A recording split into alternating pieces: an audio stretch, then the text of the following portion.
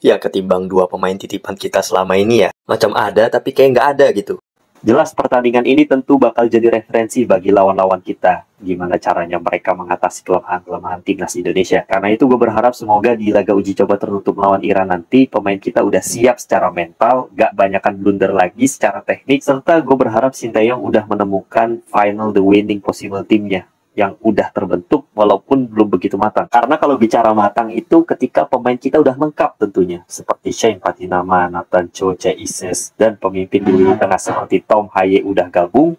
Ditambah Ragnar Oratmangun untuk makin memperkuat keseimbangan tim kita menuju kualifikasi Piala Dunia nantinya. Jadi realistis aja, kalaupun kita gagal total di Piala Asia nanti, seenggaknya kita jangan terlalu makin ngejatuhin mental pemain lah. Karena kita masih harus selesaikan misi kita di kualifikasi Piala Dunia putaran kedua nanti.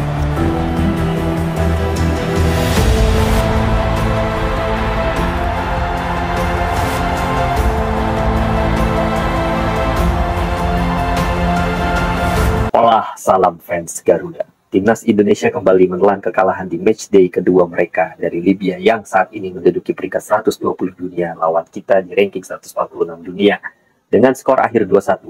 Suatu hasil yang sekiranya nggak begitu mengejutkan ya dari segi peringkat. Namun dari sisi permainan lumayan ada perkembangan lah. Seenggaknya turun materi pemain yang berbeda di mana STY melakukan 7 perubahan pada starting line up-nya.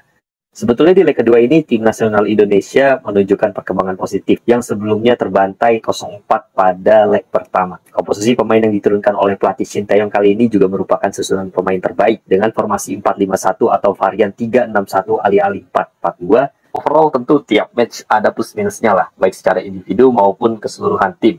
Seperti biasa, buat permainan secara kolektif kita masih perlu melatih yang namanya transisi. Nah, gimana biar transisinya bagus? Kurang-kurangin kesalahan elementer.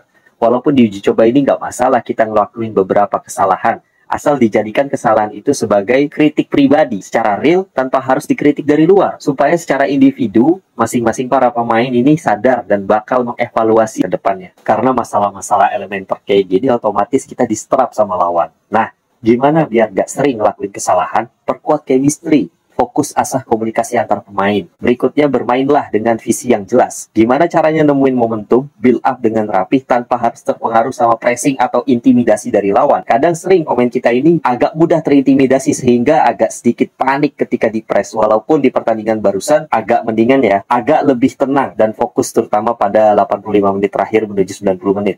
Kekurangan secara individu selain fisik, ketenangan, dan mental, fisik juga masih kelihatan agak ngap juga ya. Mulai kedodoran di menit 75 terakhir. Artinya mungkin otot-otot kecil masih menjadi masalah selama TC, sehingga stamina yang dimiliki beberapa pemain agak kurang. Sama jam terbang aja udah dibanyakin, karena beberapa pemain juga kurang di menit bermain untuk mengasah visi mereka.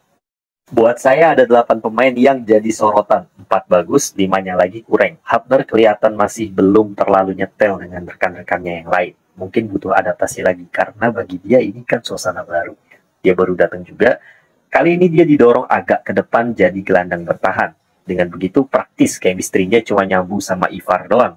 Walaupun ada momen di mana Hapner gagal membuka gol pertamanya setelah mendapatkan true pass dari Rizky Ridho. Di sini bagus banget ya Rizky Ridho. Walaupun untuk Ridho sendiri di babak pertama dia ngelakuin kesalahan yang jarang dilakuin sebelumnya. Jadi jangan dihujat lah. Gue yakin dia bakal belajar dari situ dan berusaha setenang mungkin serta lebih fokus lagi ke depannya saat memegang bola maupun melepas bola. Sementara Hordi Ahmad dan Elkan Bagot mulai kompak ya mainnya di babak kedua terutama. Setelah Hordi Ahmad lebih fokus di belakang, leadership-nya mulai kembali ke peak performance-nya. Walaupun ya masih on process, but it's okay.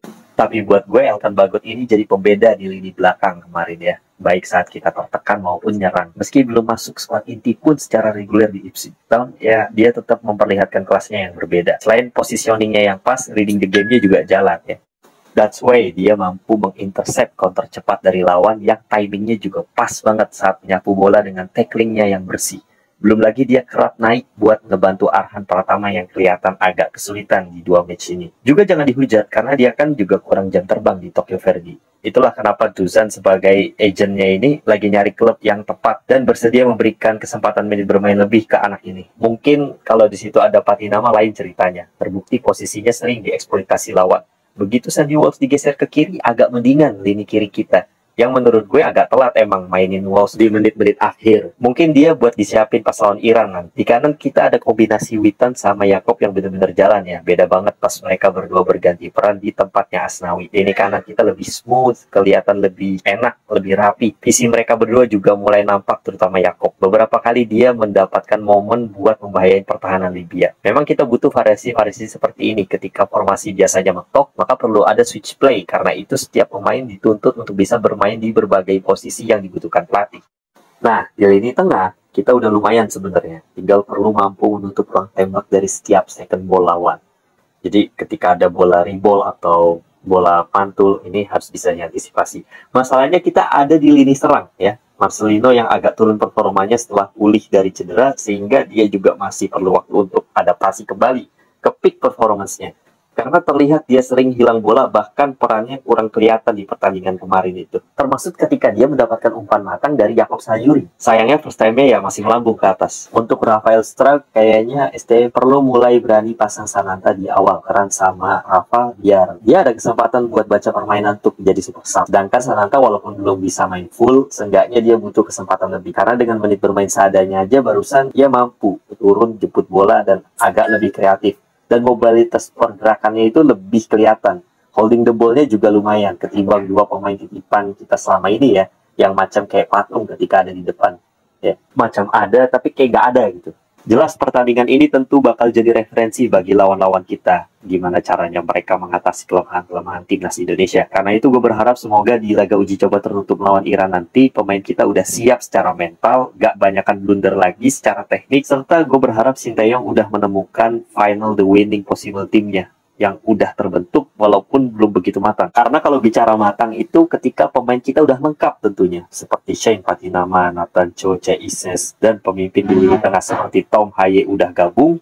Ditambah Ragnar Oratmangun untuk makin memperkuat keseimbangan tim kita menuju kualifikasi Piala Dunia nantinya. Jadi realistis aja, kalaupun kita gagal total di Piala Asia nanti, seenggaknya kita jangan terlalu makin ngejatuhin mental pemain lah. Karena kita masih harus selesaikan misi kita di kualifikasi Piala Dunia putaran kedua nanti. Sampai di sini pembahasan kita mengenai meningkatnya performa tim nasional Indonesia untuk bersaing di Piala Asia nanti. Kita dukung terus intinya, dan tetap semangat untuk para penggemar tim nasional Indonesia. Doakan yang terbaik untuk tim nasional kita. Ya, ngomong-ngomong, tinggalkan komentar. Saya juga mau dengar pendapat kalian seperti apa. Ya, leave the comment below. See you and thanks for watching.